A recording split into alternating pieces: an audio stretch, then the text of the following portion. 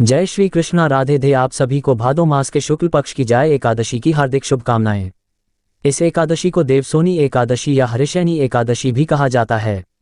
पुराणों में ये कहा गया है कि इस दिन से विष्णु भगवान 4 मास तक बलि के द्वार पर पाताल में रहते हैं और कार्तिक मास के शुक्ल पक्ष की एकादशी को अपने लोक में लौटते हैं। इन 4 महीनों में भगवान विष्णु के क्षीर सागर में शयन अथवा पाताल में निवास करने के कारण ही विवाह आदि कोई शुभ कार्य नहीं होते। तो आइए बड़ी ही श्रद्धा के साथ श्री लक्ष्मी नारायण जी के चरणों का ध्यान करते हुए देवशयनी एकादशी की इस पवित्र कथा को सुनते हैं। बोलिए श्री हरि विष्णु जी की जय। महाभारत काल की बात है। एक बार धर्मराज युधिष्ठिर ने भगवान श्री कृष्ण से कहा कि हे त्रिलोकीनाथ, आषाढ़ मास के शुक्ल पक्ष की एकादशी का क्या व्रत है? इस दिन किस देवता की पूजा होती है और इस व्रत का क्या विधान है? कृपा कर हे मधुसूदन ये सब विस्तार पूर्वक बताए। तब भगवान श्री कृष्ण कहने लगे, हे धर्मराज, एक बार देवर्षि नारद ने भी श्री ब्रह्मा जी से यही प्रश्न पूछा था। तब श्री ब्रह्मा जी ने कहा, हे नारद, तुमने कलयुग में प्राणी मात्र के उद्धार के लिए सबसे श्रेष्ठ और उत्तम प्रश्न पूछा है, क्योंकि एकादशी का व्रत सभी व्रतों में उत्तम होता है। इस व्रत के प्रभाव से सभी पाप नष्ट हो जाते हैं और इस एकादशी का नाम देवशयनी एकादशी है। इस दिन व्रत रखने से भगवान श्री हरि अत्यंत प्रसन्न होते हैं। हे धर्मराज, इस संबंध में मैं तुम्हें एक पौराणिक कथा सुनाता हूँ, ध्यानपूर्वक श्रवण करो। एक समय मांधाता नाम के एक सूर्यवंशी राजा थे। वे सत्यवादी, महान तपस्वी और चक्रवर्ती थे। वे अपनी प्रजा का पालन संतान की तरह किया करते थे। उनकी सारी प्रजा धन धान्य से परिपूर्ण थी और सुखपूर्वक जीवन यापन कर रही थी। उनके राज्य में किसी प्रकार का कोई दुख नहीं था और उस राज्य में कभी काल भी नहीं पड़ता था। कभी किसी प्रकार की कोई प्राकृतिक आपदा भी नहीं आई थी। परंतु ना जाने क्यों उनसे देव रुष्ट हो गए।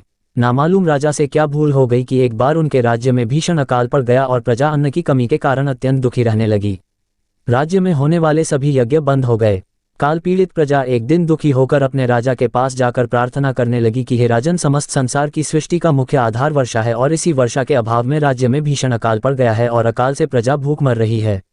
हे नरेश, आप कोई ऐसा उपाय कीजिए जिससे हम लोगों का कष्ट दूर हो सके।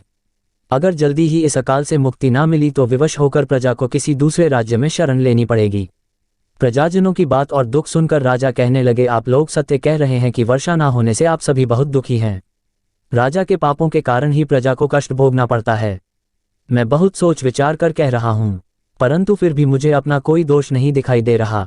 आप लोगों के कष्ट को दूर करने के लिए मैं बहुत उपाय कर रहा हूँ, परंतु आप चिंतित मत होइए, मैं इसका कोई ना कोई उपाय अवश्य ही ढूंढ निकालूंगा। राजा के वचनों को सुनकर प्रजाजन चले गए।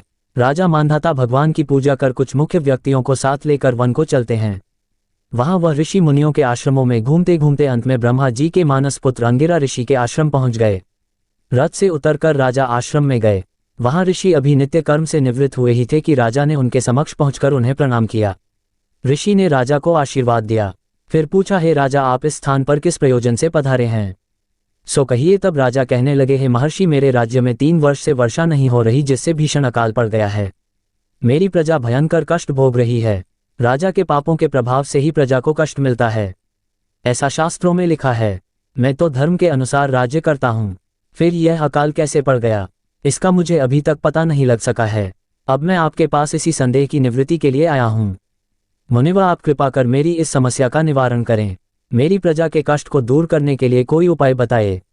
राजा से सारा वृतांत सुनने के बाद ऋषि कहने लगे, हे राजन, इस सत्य युग में धर्म के चारों चरण सम्मिलित हैं। ये युग सभी युगों में उत्तम है। इस युग में केवल ब्राह्मण को ही तप करने तथा वेद पढ़ने का अधिकार है, किंतु आपके राज्य में एक शूद्र तपस्या कर रहा है। इसी दोष के कारण आपके राज्य में वर्षा नहीं हो रही है। यदि आप प्रजा का कल्याण करना चाहते हैं तो शीघ्र ही उस शूद्र का वध कर दीजिए। जब तक आप ये कार्य नहीं कर लेते तब तक आपका राज्य अकाल की पीड़ा से कभी मुक्त नहीं हो सकता। ऋषि के वचनों को सुनकर राजा कहने लगे, हे मुनि श्रेष्ठ, मैं उस निरपराध तप करने वाले शूद्र को नहीं मार सकता, क्योंकि किसी निर्दोष मनुष्य की हत्या करना मेरे नियमों के सर्वथा विरुद्ध है और मेरी आत्मा इसे किसी भी स्थिति में स्वीकार नहीं करेगी। अतः हे मुनिवर, इस दोष से मुक्ति का कोई दूसरा उपाय हो तो बताए। राजा को विचलित जानकर ऋषि कहने लगे, हे राजन, यदि आप ऐसा ही चाहते हो तो आषाढ़ मास के शुक्ल पक्ष की देवशयनी नाम की एकादशी का विधि विधान पूर्वक व्रत रखो। इस व्रत के प्रभाव से तुम्हारे राज्य में वर्षा होगी और प्रजा भी पूर्व की भांति सुखी हो जाएगी, क्योंकि इस एकादशी का व्रत समस्त सिद्धियों को देने वाला है और कष्टों से मुक्ति करने वाला है। ऋषि के इन वचनों को सुनकर राजा अपने नगर को वापस आ गए और विधि विधान पूर्वक देवशयनी एकादशी का व्रत किया। इस व्रत के प्रभाव से फिर राजा के राज्य में खूब वर्षा हुई और प्रजा को अकाल से मुक्ति मिल गई। देवशयनी एकादशी को पद्मा एकादशी भी कहते हैं। इस व्रत को रखने से भगवान श्री विष्णु अत्यंत प्रसन्न होते हैं। इस कथा का सार यह है कि अपने कष्टों से मुक्ति पाने के लिए कभी भी किसी भी हाल में किसी दूसरे का बुरा नहीं करना चाहिए। अपनी शक्ति से और भगवान पर पूर्ण श्रद्धा और आस्था रखकर संतों के कहे अनुसार सत्कर्म करने से बड़े कष्टों से सहज ही मुक्ति मिल जाती है। भगवान श्री हरि देवशयनी एकादशी के दिन ही पाताल लोक में योग निद्रा में क्यों जाते हैं, इस बारे में भी पुराणों में एक बहुत ही सुंदर कथा प्रचलित है। जिस कथा के अनुसार इसी एकादशी के दिन भगवान श्री हरि ने शंखासुर नाम के व्यक्ति का वध किया था, जिसके बाद भगवान श्री हरि इसी दिन से आरंभ करके 4 मास तक क्षीर सागर में शयन करते हैं और कार्तिक शुक्ल एकादशी को जागते हैं।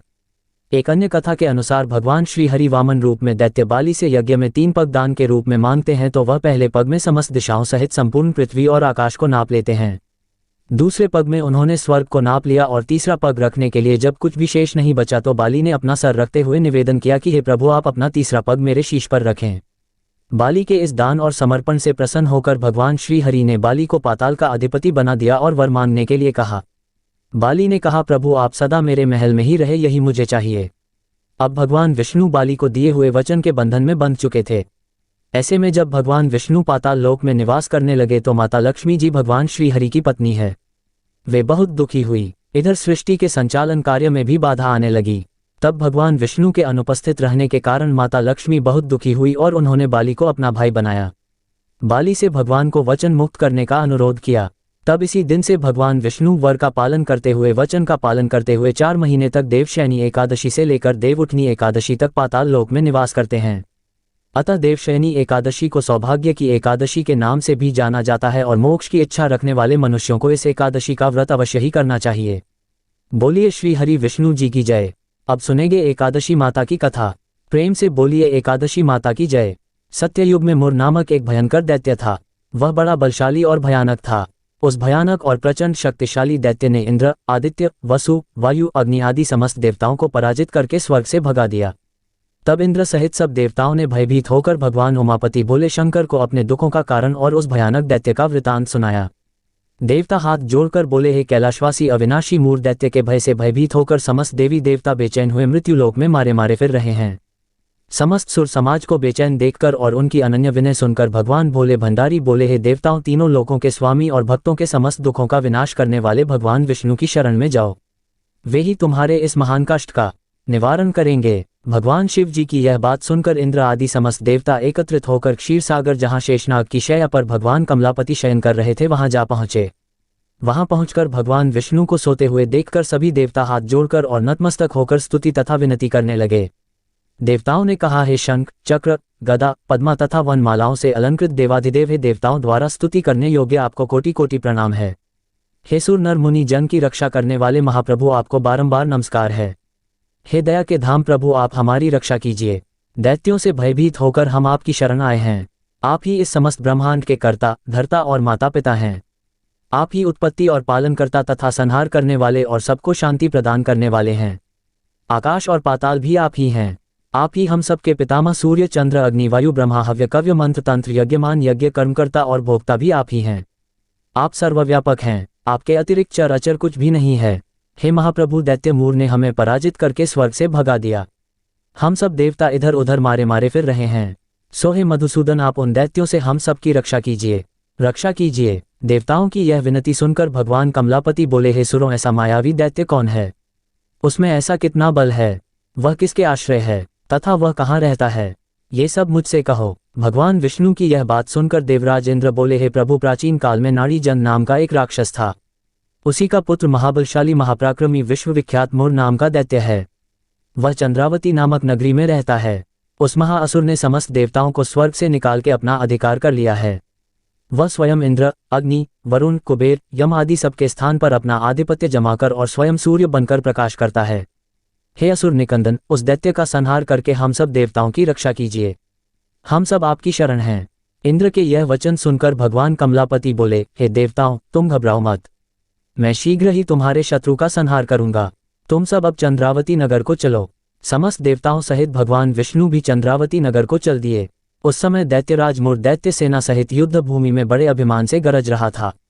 उस महादैत्य की घोर गर्जना को सुनकर सब देवता भयभीत होकर चारों दिशाओं में भाग खड़े हुए। ये देखकर स्वयं भगवान विष्णु रणभूमि में पहुंच गए। भगवान कमलापति को रणभूमि में देखकर दैत्य दल ने नाना प्रकार के अस्त्र शस्त्रों से भगवान विष्णु पर प्रहार किया। भगवान ने ये देखकर अपने तीखे बाण छोड़े जो नागों की तरह से लहराते हुए जाकर दैत्यों के अंगों को बीधने लगे। सभी दैत्य उनके हाथों से मारे गए। केवल दैत्यराज मुर ही जीवित बचा था। दैत्यराज मुर अविचल भाव से भगवान के साथ युद्ध करता रहा। ये देखकर सुर समाज अत्यंत बेचैन होने लगा। भगवान जो भी तीक्ष्ण बाण उसके शरीर में मारते वे उसके अंगों में पुष्पों के समान लगते थे।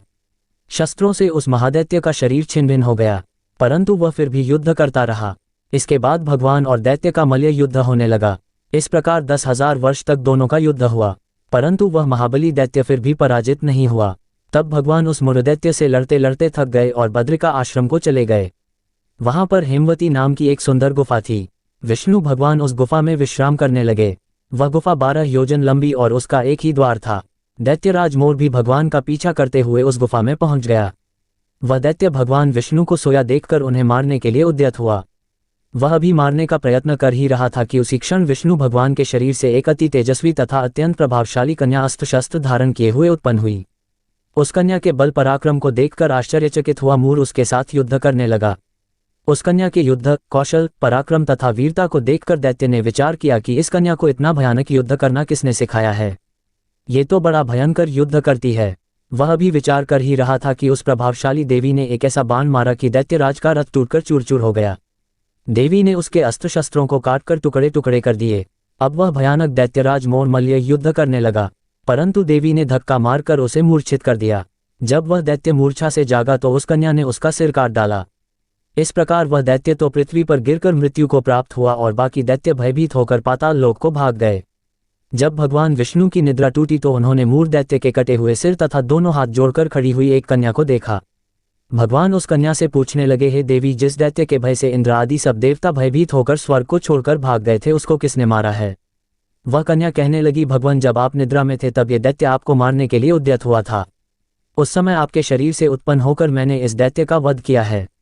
ये सुनकर भगवान बोले, हे देवी, तुमने इस दैत्य को मारकर देवताओं का महान उपकार किया है, अतः तुम इच्छा अनुसार वर मांगो। तब वह देवी बोली, भगवान, यदि आप मुझे वरदान देना ही चाहते हैं तो ये दीजिए कि जो मेरा व्रत करे उसके सब पाप नष्ट हो जाए और वह अंत में मोक्ष को प्राप्त हो। रात्रि को भोजन करने वाले को आधा फल और एक बार भोजन करें उसको भी आधा फल प्राप्त हो। जो मनुष्य भक्ति पूर्वक मेरे व्रत को करें वह निश्चय ही आपके लोक को प्राप्त हो।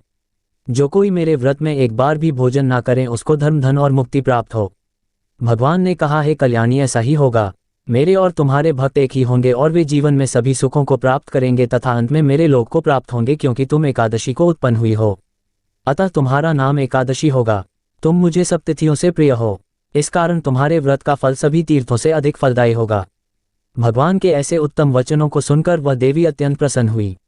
भगवान कृष्ण ने आगे कहा, हे युधिष्ठिर, सब व्रतों में एकादशी व्रत का फल सर्वश्रेष्ठ है।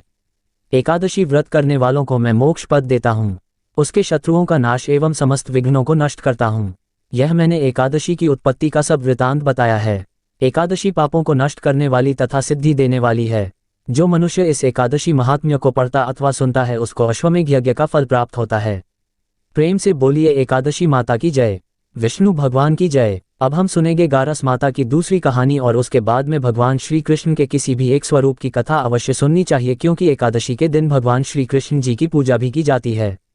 आषाढ़ मास में आने वाली दोनों एकादशियों को भगवान श्री कृष्ण के जगन्नाथ स्वरूप की कथा को सुना जाता है। तो पहले हम सुनेंगे एकादशी माता की दूसरी कथा। एक बार एक राज्य में एक राजा रहा करता था। राजा बहुत ही बुद्धिमान और बलशाली था। राजा सदा ही अपनी प्रजा का बहुत अच्छे से ध्यान रखता था। प्रजा भी राजा को बहुत पसंद करती थी। राजा की 2 बेटियां थीं। राजा अपनी दोनों बेटियों से बहुत प्रेम करता था। राजा की छोटी बेटी देखने में बहुत सुंदर और आकर्षित थी और राजा की बड़ी बेटी छोटी बेटी के मुकाबले थोड़ी कम सुंदर थी। राजा की छोटी बेटी माता की पूजा किया करती थी और सभी लोग राजा की छोटी बेटी से बहुत प्रेम करते थे और बहुत प्रशंसा किया करते थे। राजा भी अपनी छोटी बेटी को बड़ी बेटी से अधिक प्रेम करता था, जिसके कारण राजा की बड़ी बेटी को अपनी छोटी बहन से बहुत नफरत होने लगी थी। राजा की दोनों बेटियां जब बड़ी हो गई तब एक पड़ोस के राज्य में रहने वाले राजकुमार राजा की बड़ी बेटी के लिए रिश्ता लेकर आया। लेकिन जैसे ही उस राजकुमार की नज़रें राजा की छोटी बेटी पर पड़ी तो वह राजकुमार राजा की छोटी बेटी पर आकर्षित हो गया और छोटी बेटी से पहली नज़र में प्रेम करने लगा। उस राजकुमार ने राजा की बड़ी बेटी के साथ विवाह करने से मना कर दिया और उसने राजा से कहा कि मैं आपकी छोटी बेटी से विवाह करना चाहता हूँ। ये सब देखकर राजा की बड़ी बेटी अपनी छोटी बहन से बहुत क्रोधित हो गई और राजा की बड़ी बेटी ने अपनी छोटी बहन को अपना सबसे बड़ा दुश्मन मान लिया। राजा की बड़ी बेटी ने अपनी छोटी बहन से बदला लेने का निर्णय किया। राजा की बड़ी बेटी ने अपनी छोटी बहन को जान से मारने का उपाय सोचा। राजा की बड़ी बेटी ने अपनी छोटी बहन को मारने के लिए सबसे पहले एक लड्डू में जहर मिलाकर अपनी छोटी बहन को दे दिया और उसको लड्डू खाने के लिए कहा, लेकिन लड्डू खाने के बाद भी छोटी बहन को कुछ भी नहीं हुआ। बड़ी बहन ये देखकर बहुत आश्चर्यचकित हो गई, लेकिन बड़ी बहन ने हार नहीं मानी। जब उसकी छोटी बहन रात में कमरे में सो रही थी तब उसने एक मटके में सांप रखकर उसके कमरे में छोड़ दिया, लेकिन सांप भी छोटी बहन का कुछ नहीं कर पाया। जिसके बाद बड़ी बहन ने अपनी छोटी बहन से कहा कि चलो हम लोग कुएं में से पानी भरकर लाते हैं। जिसके लिए वह अपनी छोटी बहन को पानी भरने के बहाने कुएं के पास ले गई और उसने अपनी छोटी बहन को कुएं में धक्का दे दिया। लेकिन छोटी बहन को तब भी कुछ नहीं हुआ, क्योंकि हर बार गारस माता उसकी रक्षा कर रही थी और उधर बड़ी बहन अपने सारे प्रयास के बाद भी असफल हो रही थी, जिससे वह बहुत क्रोधित हो गई और फिर उसने अपनी छोटी बहन के पास जाकर उससे प्रश्न किया कि मेरी छोटी बहन, क्या तुमको पता है कि भगवान ने सबको मृत्यु एक निश्चित समय पर लिखी हुई है और कैसे तुम्हारी या मेरी मृत्यु होगी, क्या ये तुम जानती हो? तब छोटी बहन ने अपनी बड़ी बहन को बताया कि हाँ दीदी, मैं तो जानती हूँ मेरी मृत्यु कैसे होगी। छोटी बहन से ये सब बातें सुनकर बड़ी बहन मन ही मन बहुत प्रसन्न होने लगी और उसने अपनी छोटी बहन से कहा कि तो तुम मुझे अपनी मृत्यु का राज बताओ। तब छोटी बहन ने अपनी बड़ी बहन से कहा कि मेरी मृत्यु तो एक तोते में है। जो तोते के गले में एक हार है उससे मेरी मृत्यु होगी। जब तक कोई भी व्यक्ति तोते को मारकर उस हार को अपने गले में पहनेगा तो मैं मूर्छित हो जाऊंगी और जैसे ही उस हार को अपने गले से उतारेगा तो मैं वापस से जीवित हो जाऊंगी। अपनी छोटी बहन की मृत्यु का राज जानकर बड़ी बहन बहुत खुश हुई और उसने अपनी छोटी बहन को मारने के लिए उसके पालतू तोते को ढूंढना शुरू कर दिया और छोटी बहन को इस बात का आभास हो गया था कि कोई उसकी जान लेना चाहता है। जिसके लिए वह अपने पिताजी के पास गई और उसने अपने पिताजी से कहा कि पिताजी, मेरी मृत्यु के बाद आप मुझे मत जलाइएगा, बल्कि आप मुझे अपनी पुरानी वाली हवेली में एक पलंग में लेटाकर छोड़ दीजिएगा। अपनी छोटी लड़की की यह बातें सुनकर राजा बहुत आश्चर्यचकित हो गया। राजा ने अपनी छोटी बेटी से पूछा कि बेटी, तुम ये क्या कह रही हो? तब राजा की छोटी बेटी ने बताया कि पिताजी, समय किसी के लिए नहीं रुकता है। क्या कब किसको हो जाए इसका किसी को कुछ नहीं पता। फिर राजा ने अपनी छोटी बेटी से कहा कि तुम ऐसी बातें क्यों करती हो? 2-3 दिन के बाद तो तुम्हारा विवाह है। लेकिन छोटी बेटी ने अपने पिताजी को ऐसा करने पर मजबूर कर दिया और उनसे वचन ले लिया। राजा ने भी अपनी छोटी बेटी की बात स्वीकार कर ली और 2-3 दिनों के बाद जब शादी का समय आया तब राजकुमार बारात लेकर राजा के घर आया और राजकुमार और राजा की छोटी बेटी का विवाह शुरू हो गया। जैसे ही राजा की छोटी बेटी राजकुमार के साथ फेरी लेना शुरू हुई तो उसकी बड़ी बहन अपनी छोटी बहन के कमरे में जाकर उसके तोते को पकड़ लेती है और उसको जान से मार देती है। तोते के गले में जो हार था उसको अपने गले में धारण कर लेती है और जैसे ही बड़ी बहन उस हार को अपने गले में धारण करती है तो उधर छोटी बहन 3 ही फेरे ले पाती है और वहीं पर बेहोश होकर गिर जाती है। जिसके बाद राजा ने बड़े बड़े दर्द हकीमों को बुलाया और अपनी छोटी बेटी का इलाज करने के लिए कहा। राजा की बात सुनकर जब वैद्य ने छोटी बेटी को देखा तो राजा को बताया कि आपकी छोटी बेटी ना तो जीवित है और ना मरी हुई है। ऐसा मैं पहली बार देख रहा हूँ।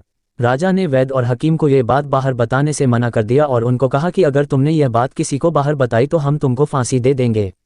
राजा ने अपनी छोटी बेटी को पुराने महल में जाकर एक पलंग में लेटा दिया और वहां पर कुछ सैनिकों को तैनात कर दिया। इसके बाद राजा वापस अपने महल पर आ गया। राजा की बड़ी बेटी अपने पिताजी के पास आए और कहने लगी कि पिताजी, अगर यह शादी संपन्न नहीं हुई तो आपकी इज्जत का क्या होगा? आप कहें तो मैं आपकी इज्जत बचाने के लिए राजकुमार से शादी करने के लिए तैयार हूँ। जिसके बाद राजा ने अपनी बड़ी बेटी की बात मान ली और राजा ने बड़ी बेटी को छोटी बेटी के कपड़े पहनाकर मंडप में भेज दिया। लेकिन राजकुमार यह जान गया कि यह राजा की छोटी बेटी नहीं है बल्कि यह राजा की बड़ी बेटी है। लेकिन जब राजकुमार ने शादी करने से मना किया तो सभी लोगों ने राजकुमार को बेबस करके राजा की बड़ी बेटी से बचे हुए फेरों को संपन्न करा दिया और विवाह संपन्न हुआ। जिसके बाद राजकुमार राजा की बड़ी बेटी को अपने महल में ले गया।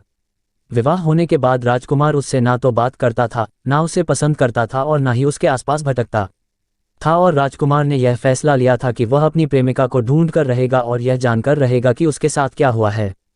एक दिन राजकुमार अपने घोड़े पर सवार होकर राजा के पुराने महल के पास पहुंचा, जहां पर उसने कुछ सैनिकों को देखा। महल के पास पहुंचकर राजकुमार ने जब महल को ध्यान से देखा तो वह समझ गया कि ये तो हमारे ससुर जी का महल है। तब राजकुमार ने सैनिकों से पूछा कि तुम लोग यहाँ क्या कर रहे हो और इस महल के अंदर उस पलंग में कौन लेटा है? जिसके बाद सैनिकों ने बताया कि यहाँ पर राजा की छोटी बेटी लेटी है। ये सुनकर राजकुमार बहुत प्रसन्न हो गया और वह तुरंत अपनी प्रेमिका के पास पहुंच गया और उसकी सेवा करने लगा। जैसे ही रात हुई तो राजा की छोटी बेटी उठकर खड़ी हो गई। राजकुमार ये देखकर बहुत खुश हो गया और उसने अपनी प्रेमिका से पूछा कि तुम यहाँ क्या कर रही हो? तुम मेरे साथ मेरे घर चलो। राजा की छोटी बेटी ने राजकुमार को सारी बातें बता दी कि मेरी जान एक तोते में बसती थी और मैंने यह बात सिर्फ अपनी बड़ी बहन को बताई थी और मुझे पता है कि उसने ही मुझे मारने का प्रयास किया है। उसके पास एक हार है जिसको वह सुबह पहन लेती। आज की कथा कहानी अच्छी लगी हो तो वीडियो को एक लाइक जरूर करें और कमेंट बॉक्स में जया एकादशी और विष्णु भगवान की जय जरूर लिखें और हमारे हिंदी स्टोरी चैनल को सब्सक्राइब जरूर करें।